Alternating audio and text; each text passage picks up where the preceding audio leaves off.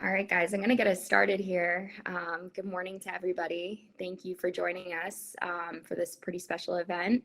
Over the last couple of years, we definitely kind of noticed a trend with our clients knowing they need ABM, but not actually knowing what it is or where to begin. So when we were planning our topics for this year's Hug, we knew that ABM, account-based marketing, had to be on that list. For many of you, it may feel like a buzzwordy, mystified topic. So we went right to the source and asked Kyle Jepson, Senior Inbound Sales Professor at HubSpot, to join us for today's event in hopes that he can help clear some of these things up and help you realize that ABM is something you can do quite easily, actually.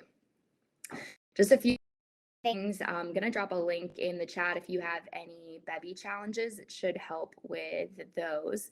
I wanted to just quickly plug too, we're looking at a Q4 event for early December, virtual still for this year.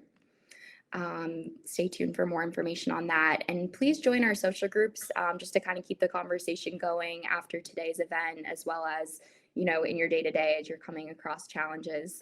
They're likely challenges we are all facing. So use those channels as a resource hub for you and your teams.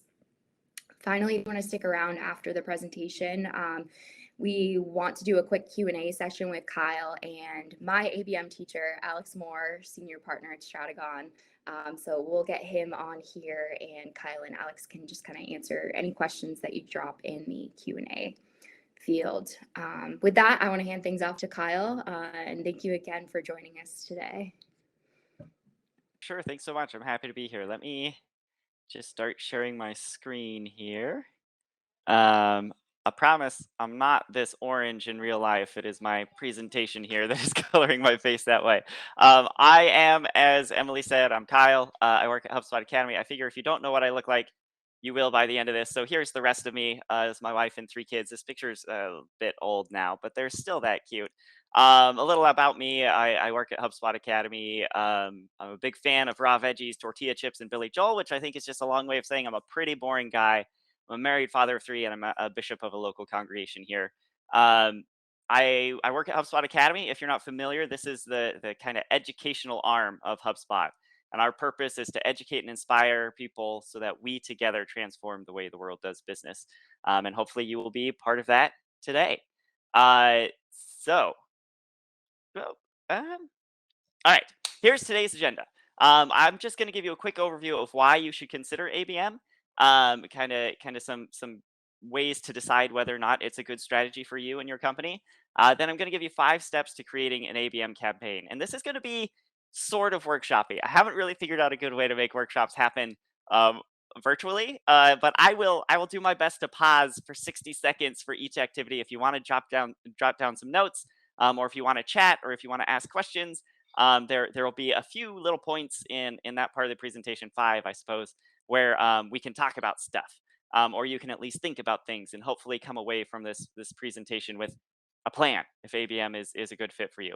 And then I'm gonna live demo some ABM tools in HubSpot. I'm gonna primarily focus on the free tools since that's the focus of this presentation. But if any of you have Sales Hub Professional, there are some ABM specific tools that we've built inside there that are worth looking at. So if that's relevant to anyone here, I'm happy to show that too. But I will focus on the free tools since that'll be relevant to everyone, and that will give a pretty natural transition into a Q&A. I'm here representing HubSpot. I am happy to answer any questions, respond to any problems you're having currently. Take advantage of me being here. I'm happy to connect afterward to further discuss things. It doesn't have to be related to ABM. I'm just here to help however I can. Obviously, we'll start out talking about ABM, but feel free to take it wherever you want to go. If it ends up being a long rabbit hole, we can set up time one-to-one talk later. But I want to make sure that since you came to a HubSpot user group, you get whatever help you're looking for. So, quick icebreaker here. Just drop it into the chat. I'd love to know on a scale of 1 to 5 how much you know about ABM. 1 is you're totally starting. You've maybe heard of the acronym, but you don't know exactly what it stands for. And 5 is you should be teaching this instead of me. Ooh, Michael, I love it. So uh, we've got a good range. I'm not seeing any ones here, so that's good. That's good. I think breeze over the sort of definitional things. Um, Alex, Ryan, Michael, I might ask you to come on stage here. I've tried to make the activities have a basic version and an advanced version, so you can each choose whatever works best for you. But those of you who are more experienced with this, I'd love for you to weigh in the chat as we're going. Any experiences, insights you have. Um, that will enrich this conversation a lot. 5 is highest. All right. So, without further ado, okay, advancing slides is the hardest part of this. Why should you consider an account-based approach? So, any of you who have hung out with HubSpot Academy know we're all about inbound, which is a method for growing an organization by building lasting relationships. The idea here is that you attract people to you and meet their needs, and you delight them so much that they then go and tell their friends and attract more people to you. It becomes this cyclical process we refer to as a flywheel, and that is your company grows by helping your customers be successful.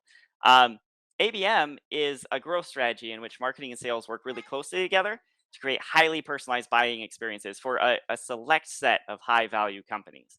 And it's really easy. I notice a lot of people thinking of these as alternatives to each other. But if you take one thing away from this session, I want it to be that inbound and ABM complement each other nicely. If I think inbound is for everyone, that is a hill I will die on. But if ABM is a good fit for you, I think that can be a layer you put on top of your inbound strategies. And to sort of illustrate this, if you think of your business as a farm, every farm needs soil, right? But then if you're growing small plants, in this illustration it's carrots, but if you imagine you're growing grain, you're not going to give a lot of individualized attention to each plant. Whereas if you're growing trees, you're going to have to prune individual trees. You're going to have to harvest individual trees. Each tree you'll need to check to make sure it doesn't have a blight or anything. Um, and I think it's really easy for people to think, oh, inbound is the carrots and ABM is the trees. But what I'm proposing is that ABM is the soil, and or inbound is the soil, and ABM is the treatment you give to your trees, right? Everyone, regardless of your industry, regardless of what your customers are like, you should be investing in online content. You should be optimizing for SEO. You should make yourself findable and helpful online so that anyone who might want to do business with you can find you and understand why they should do business with you. That's for everyone. And then if you are growing trees, right, if you have these big accounts that require a lot of attention, or if you're willing to invest individualized attention into the accounts you're trying to attract at a greater level than is maybe the average, then account-based marketing is definitely something you should consider. So ABM, you should consider it if your product costs a lot. I recognize that's vague, sort of subjective, but honestly, if someone can pull out their credit card and buy your product, you probably don't really need ABM. But if it's a big sort of considered purchase, it makes more and more sense. If you have a finite number of prospects, right? If you're in a really niche corner of the world, there are only a few hundred companies worldwide that might want your product. You should absolutely be targeting them individually. And then the most important thing is if you sell to buying committees, which if you're in a B2B space, this is more and more the case for more and more companies. More people are getting involved in these decisions, and ABM is all about assembling that committee, getting the individual members on board. And so that is, if you're struggling to navigate buying committees, ABM can help a lot. And the benefits are that you'll see your deal size increase, and you'll also see your sales velocity increase. There aren't very many strategies that can promise bigger deals faster, but ABM definitely does. And then the better collaboration piece, that's almost definitional. ABM is all about marketing and sales working closely together. And so you sort of get that for free if you're doing ABM well. So that's my little spiel on why ABM. Let me lay out this 5-step process for getting started, which most of you sounds like you don't need help getting started. But like I said, I have alternate flavors of activities here. If you need something a little more advanced, hopefully I'll give you something to think about.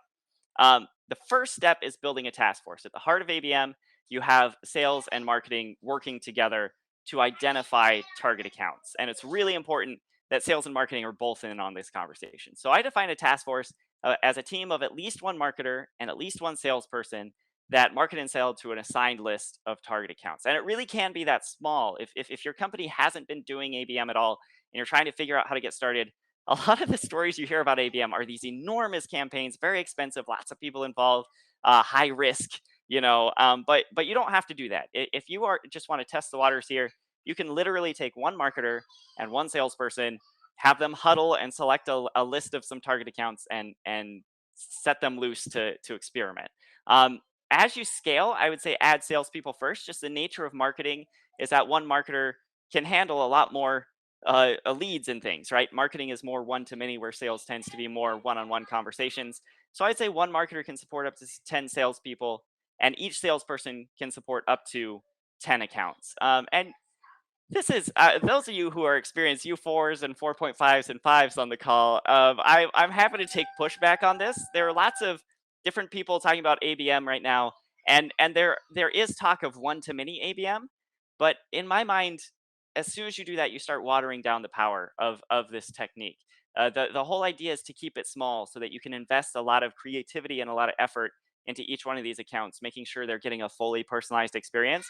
So I think 10 accounts per salesperson and no more than 100 accounts per marketer is going to be a good limit. And then as you scale it, you might find proportions need to change a bit. But just as a rule of thumb, if you're looking to get started, this is where I would recommend. So here's our first activity here.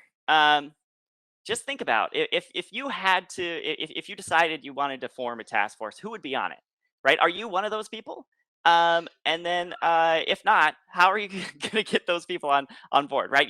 You're probably only one of those people. So if it's you and one other person, what how would you pitch them to get them on? And then for those of you who are more advanced, if you already have a task force, what is it like? I would love to hear how you're currently organized. Does it match what I described? Is it something entirely different? And then what does growing this look like? If you've been doing this for years, or if this is just the way your company operates, what does it look like at scale? Um, I think I mentioned I'm not great at silences. I will try my best to pause for like a full 30 to 60 seconds, if nothing else, just so I can catch up on the chat. But I'd love for you to ponder these questions and share any ideas you have.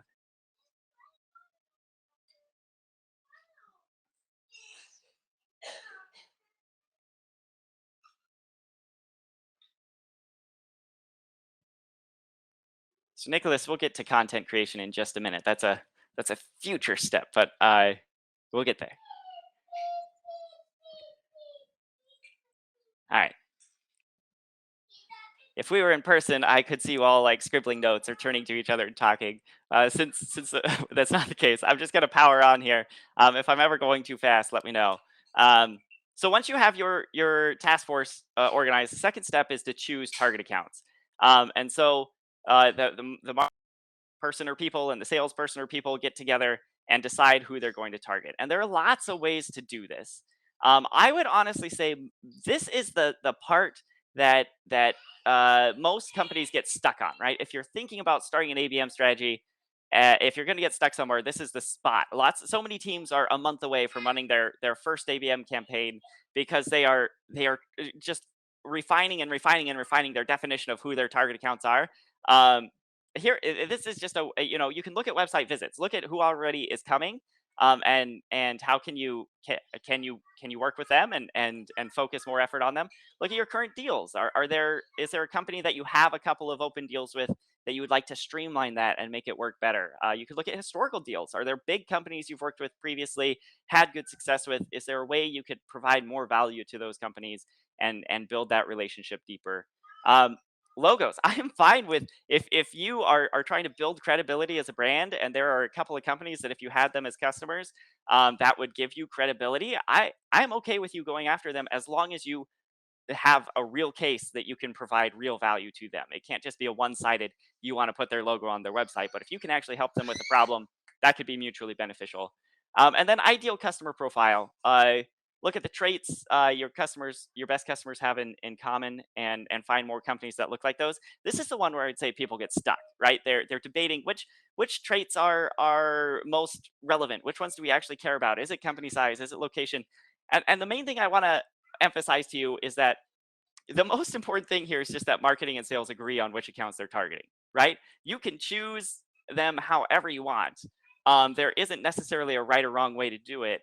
And honestly, if you're just getting started with ABM, the best thing you can do is select that first group of target accounts and start working on them. Then you get to build your strategy, the content that we're going to talk about in a minute, all of that, and see if it works, see if it lands, and then start to learn. Oh, you know what? we could better target this way, or maybe we should have focused on these kind of accounts instead. But you don't, it's all just an academic theoretical exercise until you actually choose some accounts and start working them. So I'd recommend, don't rush this step, don't skip any steps.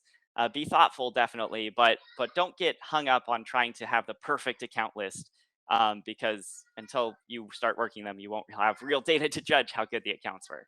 So activity number two, choose a target account. This is purely hypothetical, right? You're not committing to anything here, but just think: is there an account that you would like to be working with? You think your company should be working with, or is there a particular way you think target accounts should be identified for your company? And then in the following activities, I would love it if you actually did some research on those accounts. I'll give you time to do that when we get there. Um, Looks like you guys can see this too. Can I move this? We'll just hide it. All right. Um, so, and then if you're more advanced, audit your account list. Should accounts be added, removed? Is it too big, too small? Are there any target accounts that aren't getting the attention they deserve? Just try to think about the health of your current target account list. And again, I'm going to pause here, catch up on the chat.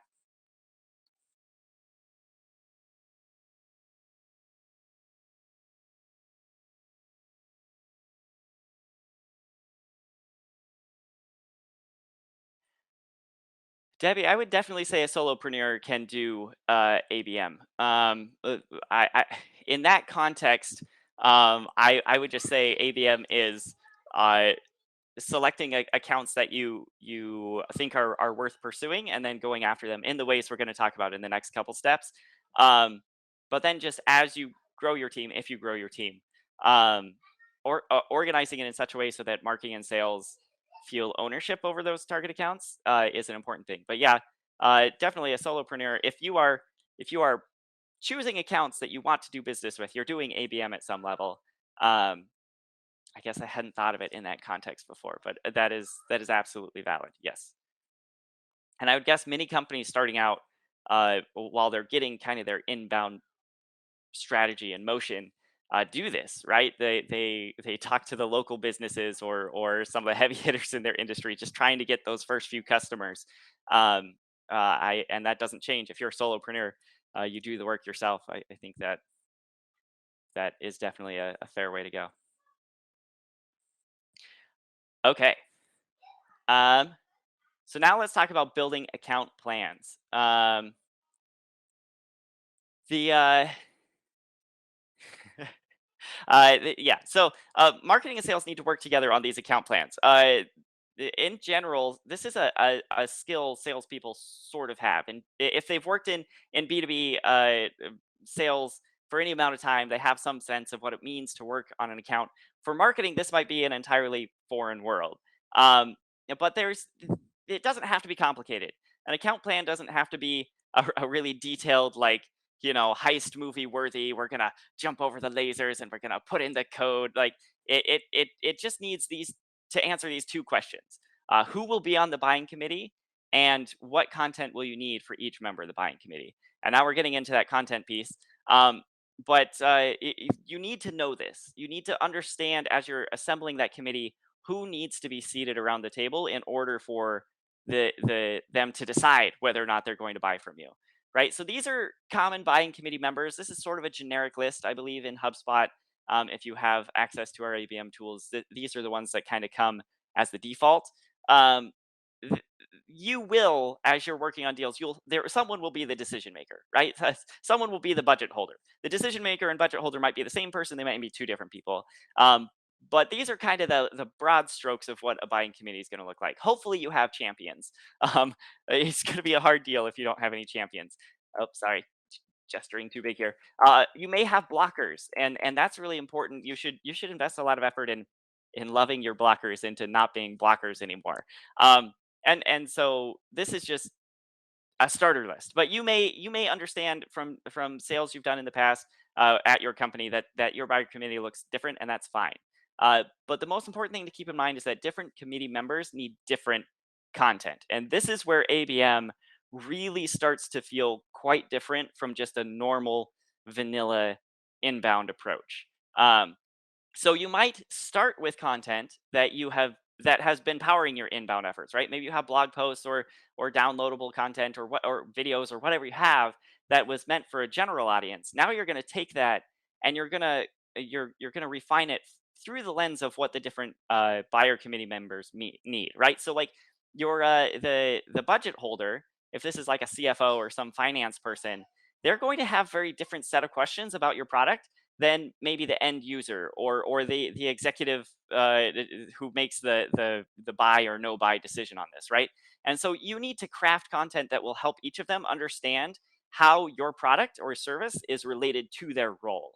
And so you can invest in doing that. You can do personalized web pages. This is super fun. This is not a free HubSpot thing, but a lot of HubSpot customers have found, if they use ads that are very targeted, and then those ads, instead of clicking through to a general web page or a general landing page, are specific to a vertical or industry, or even specific to a company. Hey, here's how we would like to work with you. You get much more engagement with that because now there's less mental strain for your leads, right? They can start to you are filling in the gaps for them as to how your product or service fits with them. They don't have to imagine themselves in it. You are doing that work for them. You can do events. Live events have been a little hard recently, but online events like this have been very popular. That can be a good way to get in touch with people. A report or evaluation can go a long way. I worked with a guy who started a social media consultancy. And what he would do with his target accounts was he would do an evaluation of their social media, right? Twitter, Facebook, LinkedIn, whatever it was, and just send them a free report and say, "Hey, here are your strengths and weaknesses. If you want any help from me, let me know." And that's just immediate value to them, right? They can understand. "Oh, okay, we should maybe rethink the way we're positioning ourselves online. Gee, this guy was really helpful. Maybe I'll ask him for how we can do better on Instagram or whatever it is." And then gifts. I think gifts is almost a stereotype with ABM. This can be done very poorly, um, but a gift can go a long way. There's a guy, actually the guy who headed up the creation of HubSpot's ABM tools. He's in our product team. He previously worked at a startup he had founded, and his first few set of customers, he just baked some homemade cookies and went to their offices and said, "Hey, I'm starting a company. Here's some cookies. Will you check out our website?" And it worked really well for him. So, I mean, it can work. But again, I think the most important thing to keep in mind here, I guess we'll get to in a minute, is just don't don't go too crazy. Make sure that what you're doing is going to resonate with the people you're reaching out to. So, um, maybe you have a hypothetical target account in mind or a real target account. Just take a little time to sketch out what this account plan is going to look like, right? Who do you need to win over? How big is the buying committee? What titles do the people in those roles have, right? Is the decision maker going to be like a VP of some organization? Is it going to be a CEO? Is it going to be a manager of a team? What do they look like? What do they need? What content do you need to provide them to to understand how you provide value to them? And then, does that content exist? Does it exist in a form that maybe it needs to be updated and personalized for them? Does it need to be built from scratch? um, where is it going to come from? Put some thought into that. And then, if you've got all this in place, right, you more advanced ABMers, how's your content strategy doing? How is it organized well? Can your sales team find the collateral they need when they're sending it? Are people landing on the right personalized landing pages if that's a thing you're doing? How are you measuring that success? How can you systematize it and optimize it and make it work better?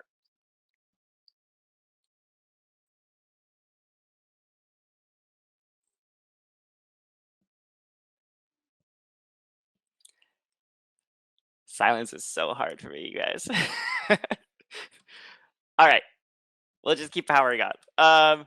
So now we come to the last two steps, which is where we actually start doing the work. The first three steps is all kind of planning stuff, which is important. You should invest in that. But again, I'm a very action oriented person, and I would encourage you, do the planning work. Don't skip those steps, but get to these final two steps as quickly as you can, because this is where you'll start getting real data about how things are working. So once you know who you're targeting and what you're going to offer them, you can start attracting contacts, and you might do this by participating in conferences. You might try to get positioned in an industry newsletter. You might try to, depending on what your product is, there are probably review sites you could get on, and that can be really helpful for people finding you or trusting you. Industry influencers can be fun to partner with if you need to build a little credibility in your space. Um, Ads can go a long way, especially if you're being targeted and thoughtful about what they are and where they are. That can do a lot of good for you. Similar with sponsored social media. Um, these are just a few ideas. What will work best for you depends a lot on what industry these target accounts are in, and who the people you're trying to get on that buyer committee are. Just focus on these three things. This is what good tactics look like. They're going to be in places where your target contacts will already be, right? If they are attending that conference, go to that conference. If they are looking at social media, be on social media. If they aren't, don't. Just focus on where they are. And then put content they'll find engaging, right? Hopefully you've built that at this stage of the process. You have it personalized, specific to their role and to their seat on that buyer committee. And then tactics that are within your budget. Again, sometimes people think of personalized billboards or really expensive gifts, or ABM can go very over the top. Um, but it doesn't have to, and especially if you're just getting started. But even if you're not just getting started, um, there's no reason to break the bank here. There's no reason to run yourself into the ground. Just set yourself a budget and stay within it, and then focus on high impact. Right, where are those people already hanging out, and what can you insert into the conversation that will help them? Um, so here are some metrics for these final two steps, this one and the next one. I do have some metrics you should look at. These are sort of traditional marketing metrics, right? I don't want you to think of this stage as the marketing stage and the final stage as the sales stage. Marketing and sales should be involved together the whole time. But these are metrics that if you're in marketing, you have probably looked at before in other circumstances. Yeah, these are your KPIs. So we're still thinking about this hypothetical target account. What's the best way to attract them? Where are these people hanging out, and what content will you need to put in there to make them want to hang out with you? And if you don't know this, that's okay. Like, that is a very important insight to have. If you're moving into a new industry that you haven't tried to serve before, or if you just haven't done the research or aggregated the data to know, how are you going to figure this out? How do you find out? And honestly, if you don't know, my favorite place to start is just by talking to some of your existing customers. Ask them how they first heard about you. Ask them how they hear about other vendors. How do they make decisions? Who do they decide to go with? Where do they hear about what's even available? And you talk to a handful of your customers, patterns will start to emerge, and then you know where to insert yourself. And then for you more advanced, experienced people, how do you improve the way you current attract contacts? Okay, there's a typo there. I apologize for that. What improvements can you make? Is it working? Right? Are the metrics we looked at, the conversion rates and things, are they suggesting that you're in the best possible places? Is there a way to optimize that? I'm seeing lots of comments in the chat here, so this time I'll pause and read.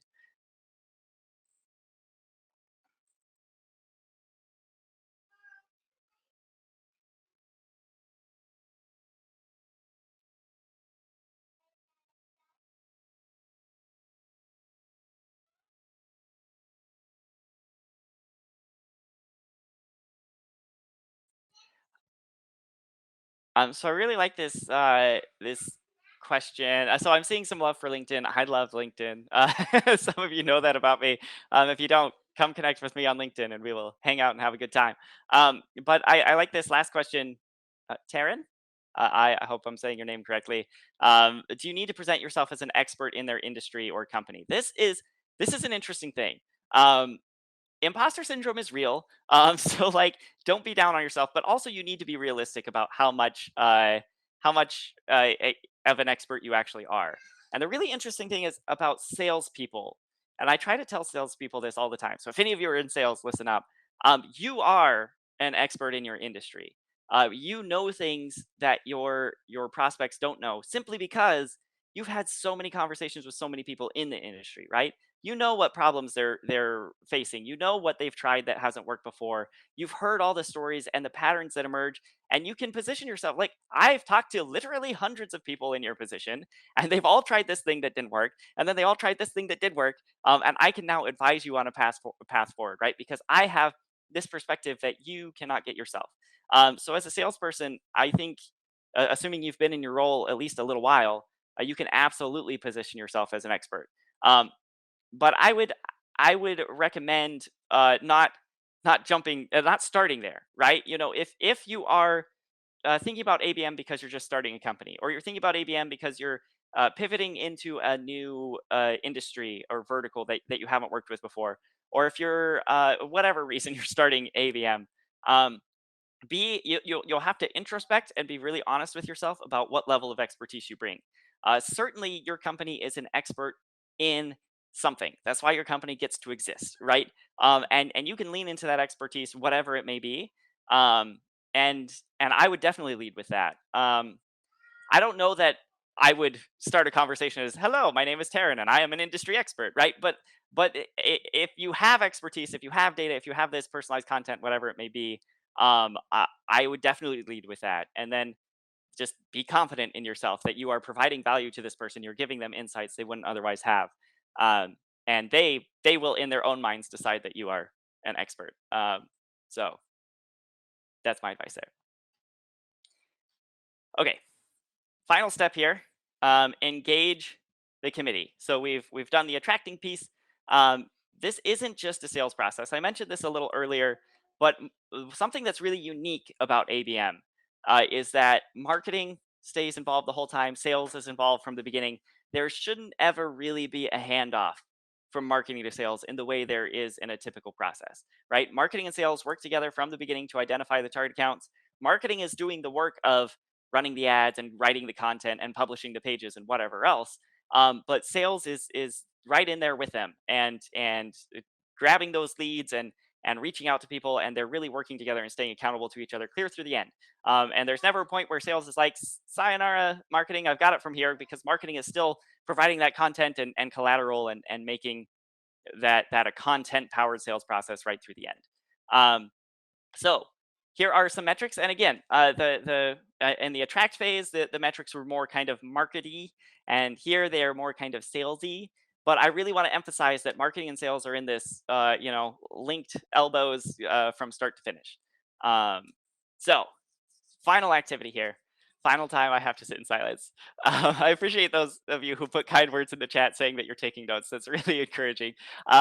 So when you're engaging the buyer committee, is there a particular member of the committee that is most likely to be your champion?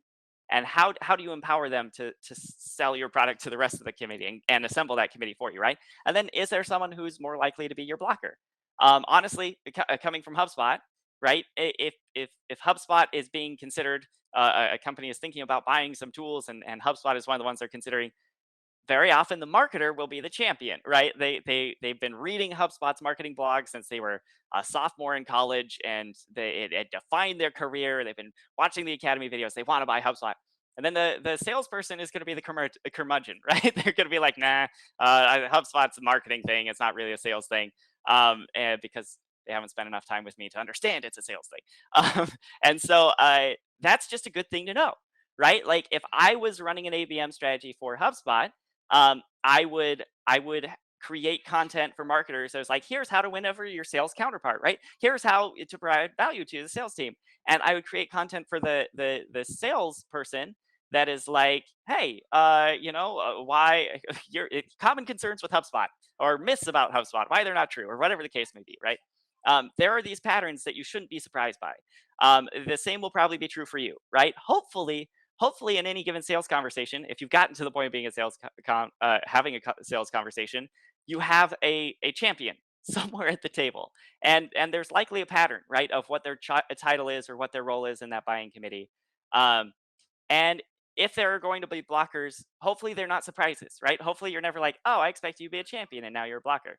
Hopefully you can sort of anticipate these things and have content, or sound bites or whatever ready to go to overcome those. And for those of you who are advanced ABMers, for those of you who've been doing this for a while, I would love to hear how you win over blockers. I feel like this is one of the key pieces of assembling that buyer committee, really, regardless of whether you're doing ABM or not, but especially in an ABM setting. Um, Blockers can come out of nowhere and send the whole thing off the rails, if you're not ready for them. And so I would love to hear any judo moves you have that win over those blockers, and take their negative energy and turn it into positive energy.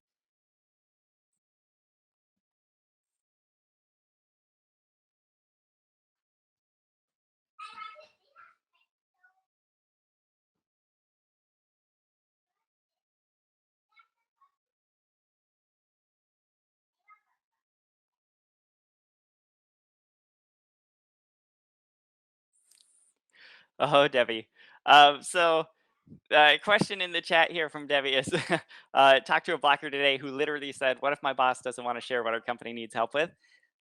This is hard. In just in general, you will find there are people in the world who are uncomfortable sharing particular things that in your mind are like not at all confidential or in any way sensitive. And that is just kind of their prerogative. For me, that hints at a trust issue, right? You share things with people you trust.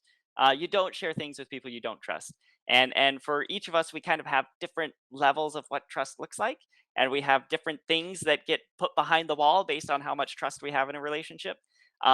It's pretty hard to anticipate exactly what that will look like, but hopefully if you have a champion on the inside, that's where you're going to have to lean on them, right? If the decision maker is unwilling to talk with you, um, or if the budget holder is unwilling to look at your proposal, that deal isn't going anywhere. That's just the reality of it.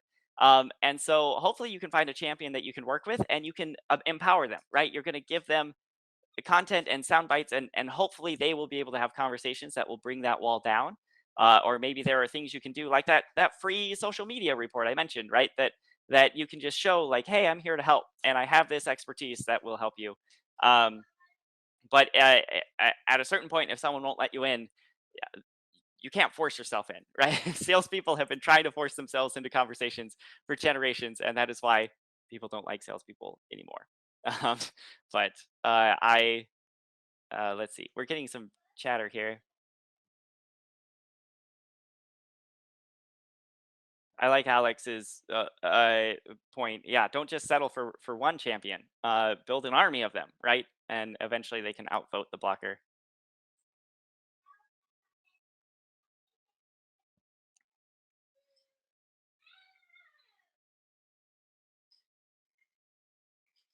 Yeah, Charles, also good insights here. So Debbie, definitely check out the chat there.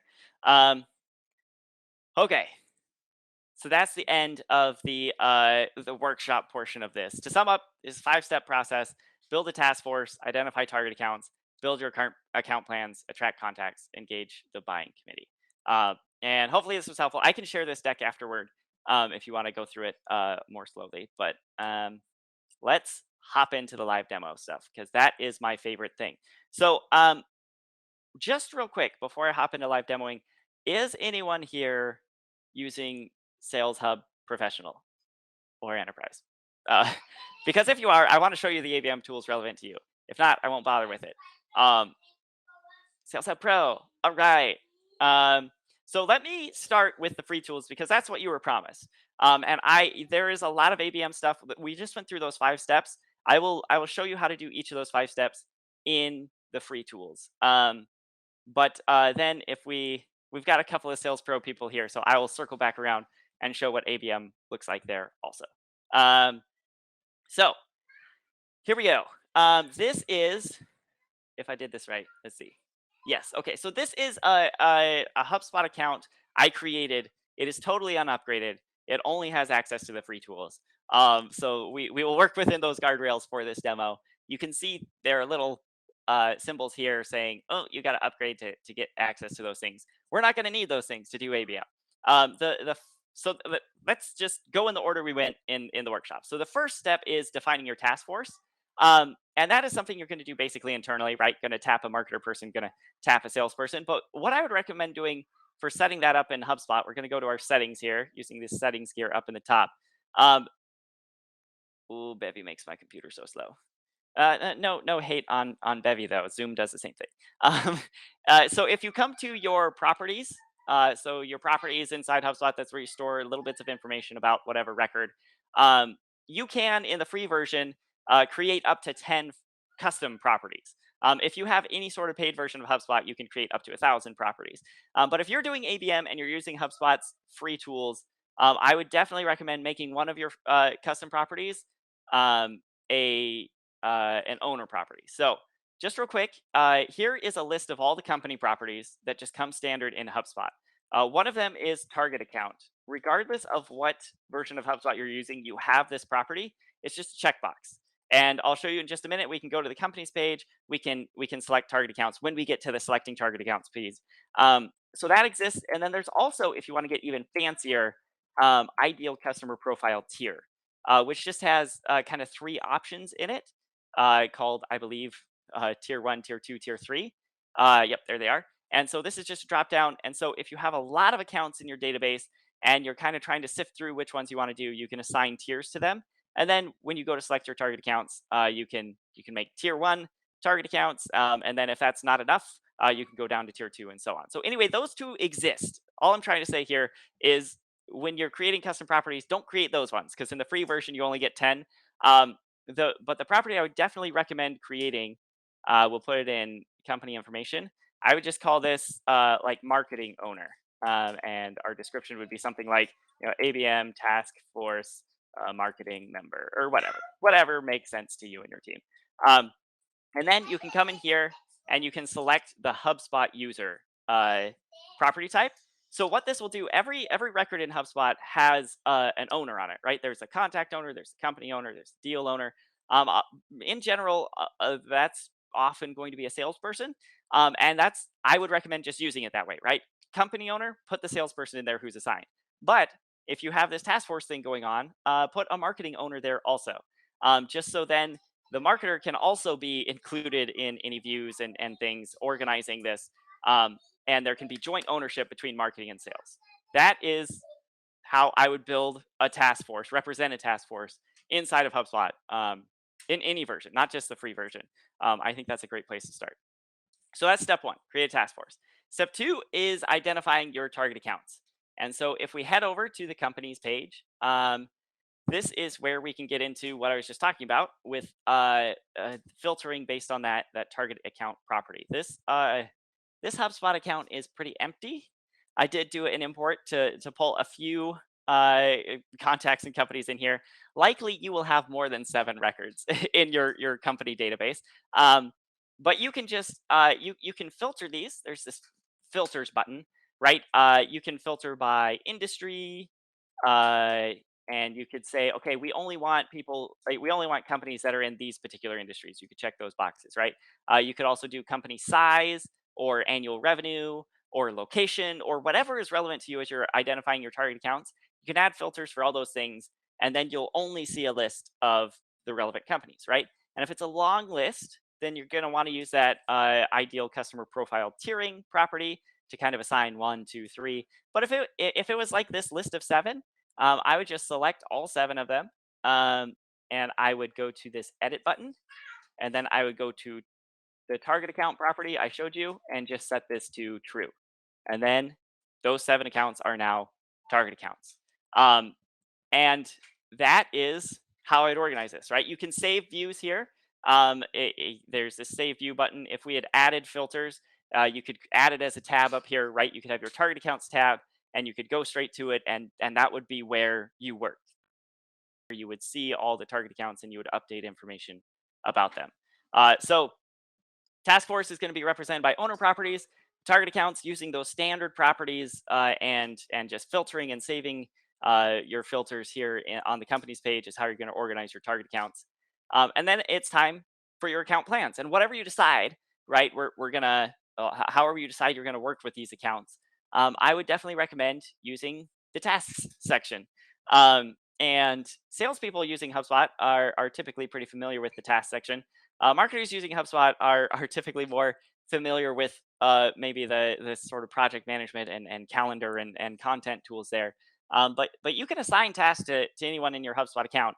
And I would recommend just coming in here and setting up all the tasks and assigning them to the relevant people, um, and working through them that way. If you have a paid version of HubSpot, you can set up some automation in regards to your tasks, but you don't really need that to get started, right? You could just we know that the marketer needs to create content for each of the buying committee members. We know the salespeople need to reach out and make contact with these specific people. We know the marketer needs to run like this ad campaign or whatever the case may be. Just organize it all here, get it sort of set out in order, assigned to the right people, and then use this to manage that. So that's step 3. Step 4 is attracting contacts, and this is where HubSpot's marketing tools really our bread and butter come into play, right? So in marketing, even in the free version, you can manage your ads, you can send emails and make landing pages, you can create some forms, you can also set up chat bots and live chat. I would definitely recommend you use some mix of all of these tools, right? Whatever you decide is the best way to be found and to connect with your target accounts. Organize it all here in HubSpot using those marketing tools. And then the last step is engaging the buying committee, and that's where HubSpot's free tools, the thing I always love to talk about best, are going to come in. You're going to use your deals to track the progress of each open like sale in progress. But you're also going to use meetings to let people schedule time with you. You can use documents to share collateral with people, and then of course email templates are also going to be a big piece of this as you're reaching out.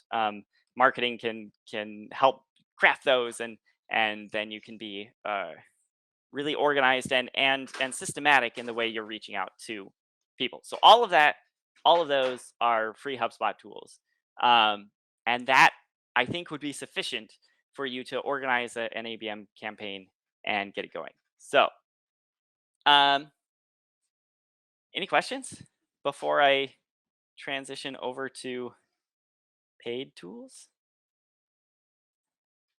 How are we feeling? Just dropped my phone. Don't worry about it. It's fine.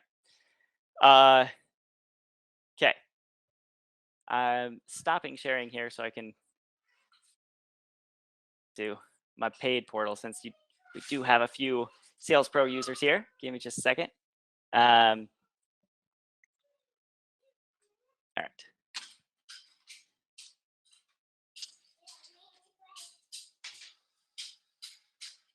This is strange. Okay. So this is a paid portal. It looks exactly the same as the other one I recognize. So when it comes to those of you who have Sales Professional, or those of you who are curious about Sales Professional, there are a couple of additional tools that you would still use. Basically, what everything I just said would still be true for you. You would just have a couple of additional tools on top of it that will give you more insights and help you be a little more organized. One is you would have access to workflows.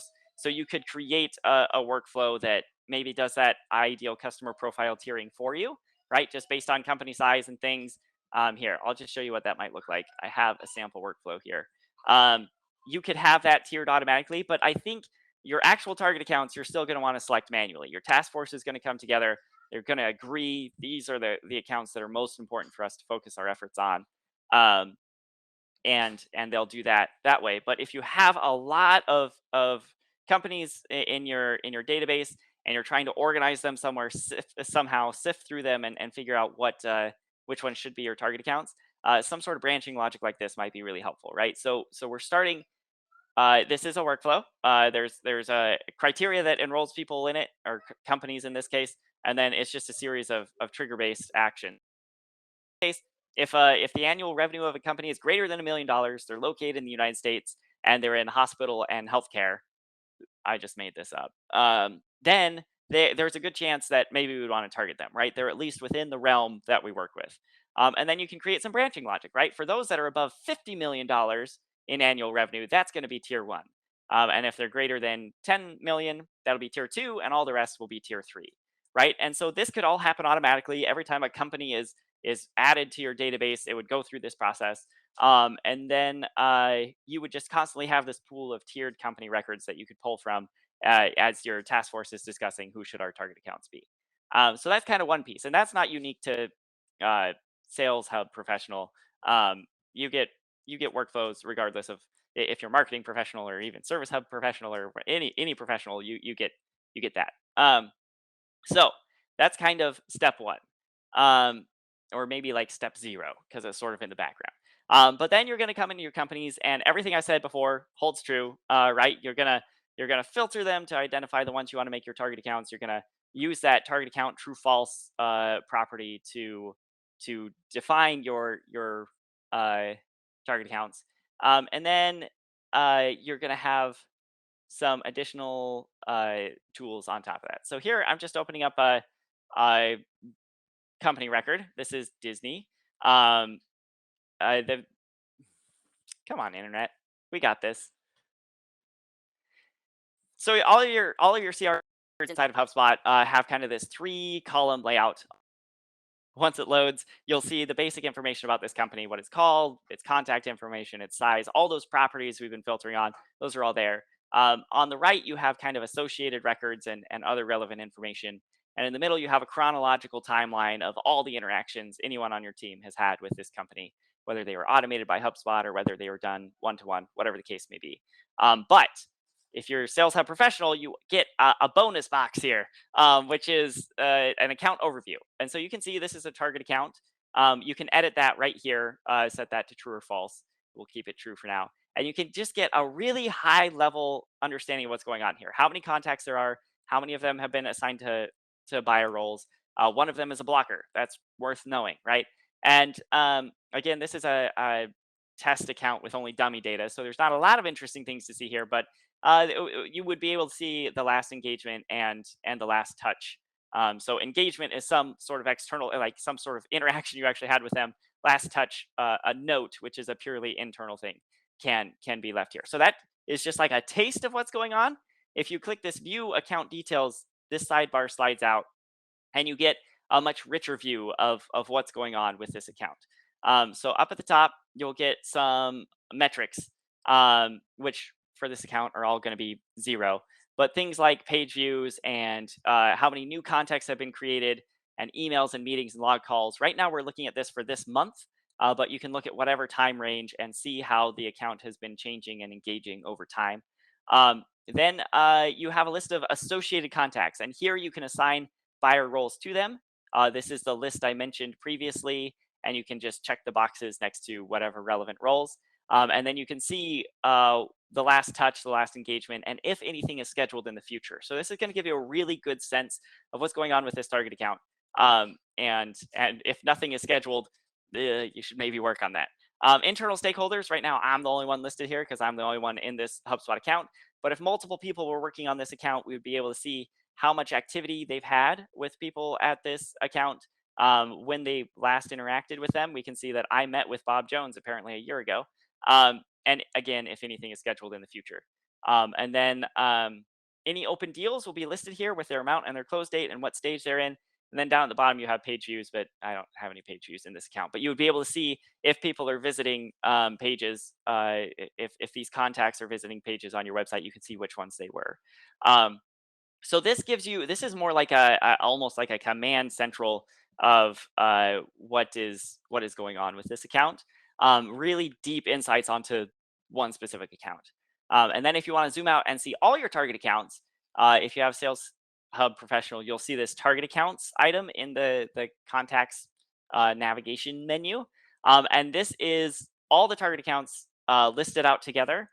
You can see the total number, how many have open deals, what the total deal value is, how many are missing any buying role, and how many are missing decision makers, right? And hopefully, if you had this set up, it would not look like this for you, right? If you have 21 total target accounts and 20 of them are missing decision makers, you've got a lot of work ahead of you. Like, and when you first get started in ABM, maybe it'll look like this, but hopefully these metrics improve over time, right? And then for each of these accounts, you can open up this same account overview we saw. So you can get that deep insight when you're looking at the full list also. And there's all sorts of ways to filter and sort this if you want to see just the ones that have blockers, if you want to filter by ideal profile tier or industry or whatever the case may be. These are the ABM tools inside of Sales Hub Professional. So that I'm going to go ahead and stop sharing for just a minute. That was quick overview of what's going on. We are just about out of time here. And so I do want to make sure I'm respectful of your time.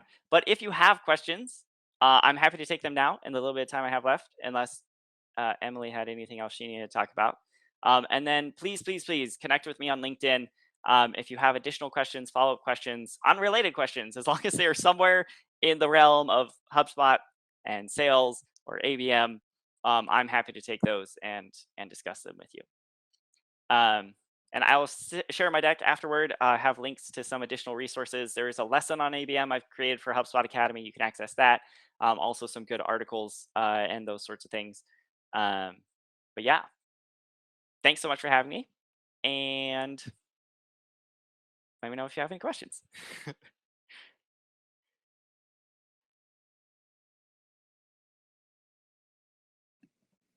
Hey there. Bevy was a little slow. No, it's fine. I just realized I don't actually know if I'm supposed to just wrap this up or if Emily's gonna come back on stage. You're good. I know you're right. We're just about at 10 o'clock here. Alex, I just promoted you to presenter mode if you want to come on video and mic. If anybody has any questions, feel free to drop them in the Q&A. You should be able to see it next to the chat. I know I was going to drop one thought of earlier. Getting clients to see the value in spending ad dollars on people who aren't the decision maker has been a challenge for me. So those blockers and those influencers within the organization, sometimes they miss the purpose of ABM in that there's more than just decision maker in these strategies. Do you have any tips for that? Well, I have sort of an observation in that even outside of ABM, this is a thing that comes up a lot in sales. All kind of old school salespeople, and not even really old school, but people who aren't fully bought into this inbound and every person matters and human sales. There's this thought that if you pick up the phone and you call a company and the receptionist or the personal assistant or whoever answers, don't waste your time, right? But the reality is, like, if you can win that person over, they're going to be able to do a lot of legwork for you and make your life a lot easier than if you just shove them aside and ignore them and pretend they're not a real human being. Um, Mm-hmm. and and I think that's even more true when you're trying to assemble a buying committee, and it can be hard to help people understand this. Um, Honestly, the most effective way to overcome that, I think, is to have a a disaster story, right? Like, oh, one time I had the decision maker and I was talking about it, and the budget maker was bought in, and then like this little frontline manager who was going to be the one to implement it was like, no, forget it, I'm not doing it, and then the whole deal was over, right? And you shouldn't make up a hypothetical story, but like if you're having trouble engaging those non-decision makers, somewhere along the line, you're going to have a story like that, right? And then you can share that and be like, oh, look, if only we had diverted some of our ad spend to win that person over, maybe we would Absolutely. have closed this deal. And I think Yeah. that can be really powerful.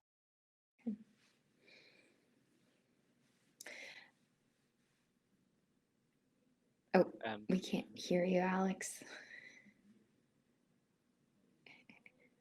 That would be why. How's this? Okay. That's better? Hello. There Yeah. you go. Kyle, hey, I was just going to say thanks. Really appreciate the comments today. Very, very helpful. I think one of the things that I would also add is that, oftentimes we get people who call and want to do ABM and they think about it as a lead gen effort. And it's truly a sales and market, really strategic type of thing that takes time and a lot of effort, and certainly wouldn't characterize it as solo lead gen, and that being the kind of the key metric of success. But great information, and I certainly look forward to continuing to be an advocate for ABM.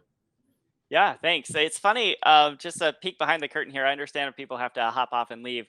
But when HubSpot first started deciding we're going to build some ABM tools and we had to figure out what is our ABM narrative, we played around with, do we call it something else? Right? Because as soon as you say account based marketing, all the salespeople and sales executives tune out, like, oh, it's a marketing thing. This isn't for me, right? Some lead gen something. We'll let them figure that out. And so we toyed around with calling it like account based growth or like account based teamwork. Like we never like we ultimately stayed with ABM because that's what it's called out in the industry, and we've learned that inventing a new term just causes confusion. But I think for people who aren't familiar with it, there is a real danger in thinking like, oh, it's just another marketing fad, and like we'll just keep doing what we're doing over here on the sales floor. And overcoming that can be very difficult, but having advocates on the sales floor is huge.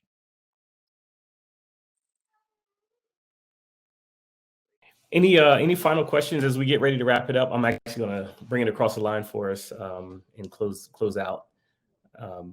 Looking at the chat to see. I'm not sure about that, Charles. But any other final questions? All right.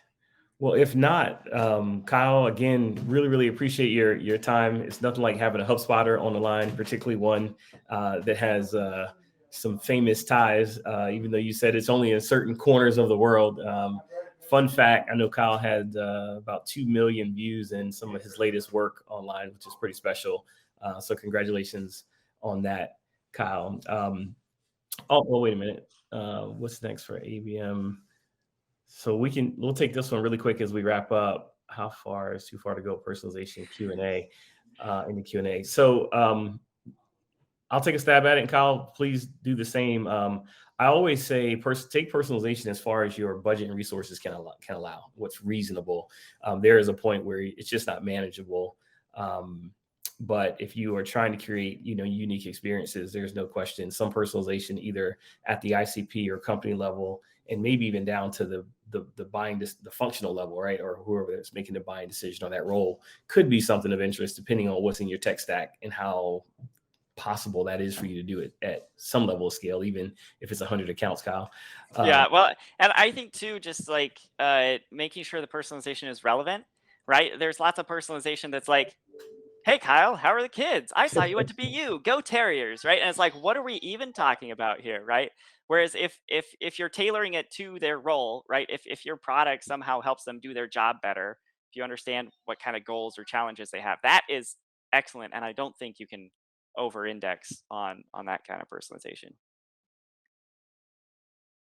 That's true. One of the things, Caitlin, that was asked there about, what's next for ABM.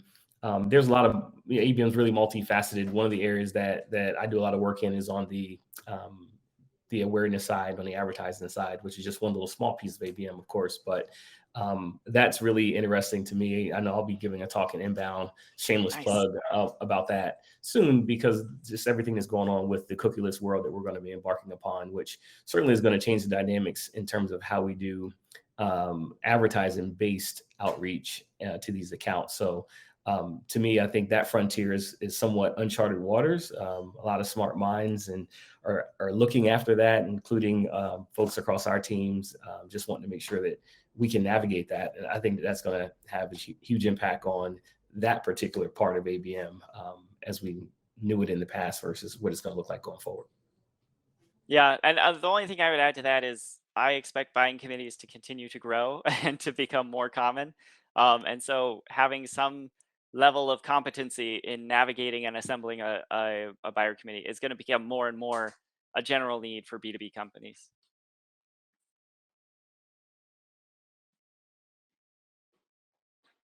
Want to take the next one?